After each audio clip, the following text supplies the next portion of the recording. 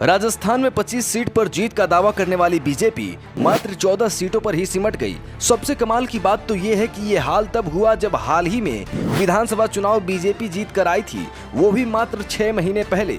सत्ता वापसी के बाद भी बीजेपी ने लोकसभा चुनाव में 11 सीटें गंवा दी। तो इसका जिम्मेदार आखिर कौन? ये सवाल इसलिए भी उठने लगे हैं क्योंकि दौसा लोकसभा सीट से बीजेपी प्रत्याशी कन्हैया लाल मीणा के हारने के बाद किरोड़ी लाल मीणा के इस्तीफे की चर्चा जोरों पर है। साथ ही एक और नेता के संन्यास लेने की चर्चा है। तो सिर्फ बात उन सीटों की है जहां से मंत्री आते हैं, मुख्यमंत्री आते हैं। इसके बावजूद बीजेपी यहां हार गई। तो पहले बात उस सीट की जिसकी चर्चा सबसे ज्यादा है, दौसा लोकसभा सीट। जिस सीट को राजेश पायलट ने कांग्रेस के लिए अभेद्य किला बनाया था, जिस सीट से सचिन पायलट ने अपनी राजनीतिक पारी का आगाज किया, जिस सीट पर कभी कांग्रेस की पकड़ थी वो मोदी लहर में चली गई थी। पर इस चुनाव में हवा बदली। दौसा लोकसभा सीट पर एक बार फिर से कांग्रेस की वापसी हुई है।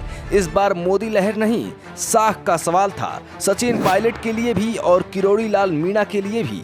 एक तरफ जहां चर्चा इस बात की है कि किरोड़ी लाल मीणा जल्द ही मंत्री पद से इस्तीफा देंगे, वहीं दूसरी तरफ एक और बीजेपी के नेता हैं जो अपनी जुबान पर अगर कायम रहे तो राजनीति से संन्यास लेना पड़ सकता है।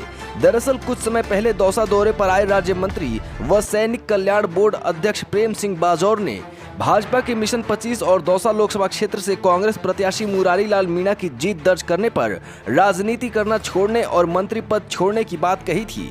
तो क्या अब किरोड़ी के इस्तीफे के साथ सिंह बाजौर मंत्री पद छोड़ने के साथ ही राजनीति से संन्यास लेंगे या फिर ये सब हवाई बातें ही रहेंगे? खैर दौसा ही नहीं, भरतपुर, सीकर, बाड़मेर, टोंक, सवाई माधोपुर की भी बात करें तो सीकर से झाबर सिंह खर्रा आते हैं।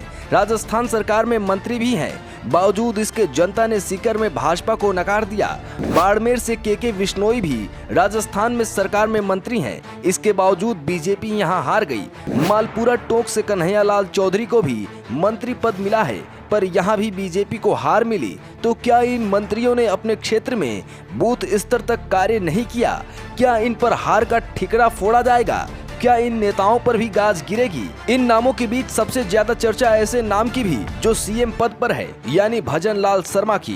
पूर्वी राजस्थान में अलवर, टोंक, सवाई माधोपुर, दौसा, भरतपुर और करौली धौलपुर लोकसभा सीट आती है। मुख्यमंत्री भजन लाल शर्मा से प्रदेश की इन पूर्वी सीटों पर जीत की बड़ी उम्मीद थी, लेकिन सीएम भजन लाल शर्मा अपने गृह जिले की लोकसभा सीट भी नहीं बचा पाए। कमाल की बात तो ये कि भरतपुर सीट से एक युवा नेता संजना जाटों ने बीजेपी को मात दी है।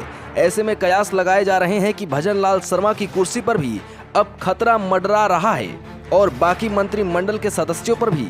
इस पर आपकी क्या राय है? हमें कमेंट करके जरूर बताइए।